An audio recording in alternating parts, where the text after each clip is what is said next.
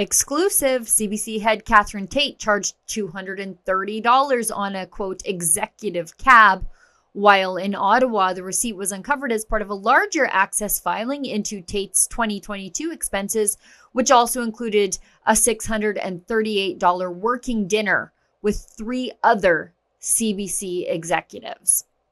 Rather than be over-indexing on performance pay, I would urge this committee to think about what are the solutions for the future of domestic media in this country, not just public, private, news, entertainment, because we are in crisis.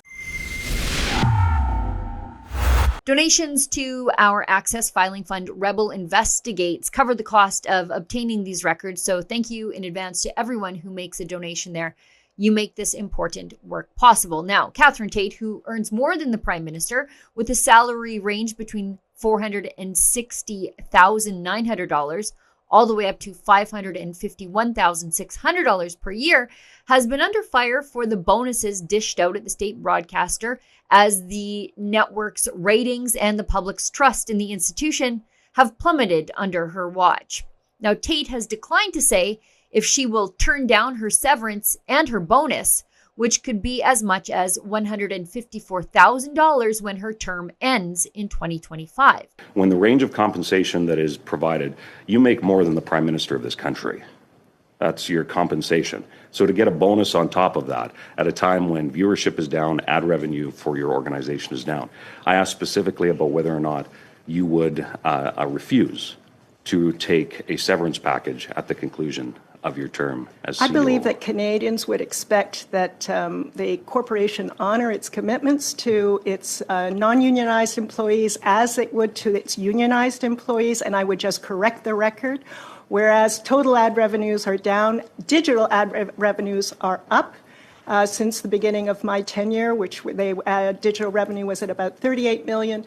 This last year it clocked in at about 100 million. So I think it's important that we have accurate descriptors of what's going on at CBC Radio-Canada. Tait was also recently in the midst of a double-dipping scandal, charging taxpayers $6,000 to attend the Olympics while she was in France on holiday. So why charge $6,000 to Canadians if you were there during your personal holiday? I was in France for my personal holiday during the Olympic Games, but during those days I was working for CBC Radio-Canada.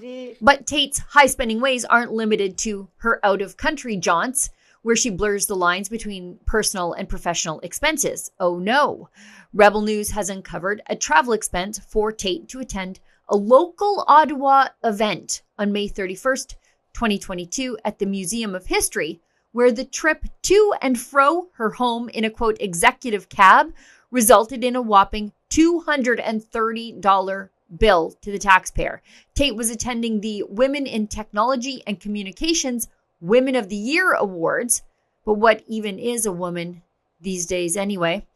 Inside the same access filing, CBC bureaucrats also approved a $638 working dinner for Tait and 3 other CBC honchos on September 20th, 2022 at the Riviera in Ottawa. The diners, Tait and her CBC colleagues, Sean Poulter, the Executive Director of Public Affairs and Government Relations, Claude Galipeau, Executive Vice President of Corporate Development, and Martine Menard, Tait's Chief of Staff, noshed on steak tartare, $118 worth of king salmon, $112 worth of rabbit saddle, a $58 duck breast, and expensive desserts. This from the same woman claiming poverty, saying that CBC is chronically underfunded and, of course, boo-hooing for more, quote, sustainable long-term funding, end quote, for the state-sponsored enterprise that she's helping to further destroy.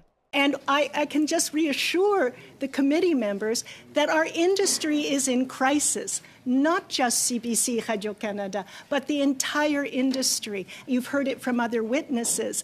And rather than be indexing on performance pay, I would urge this committee to think about what are the solutions for the future of domestic media in this country, not just public, private, news, entertainment, because we are in crisis. I've been in this business 40 years, and never before have I seen so great a pressure on our domestic industry. And it is very worrisome. We see people disappearing, companies disappearing, production houses shutting. It is extremely worrisome.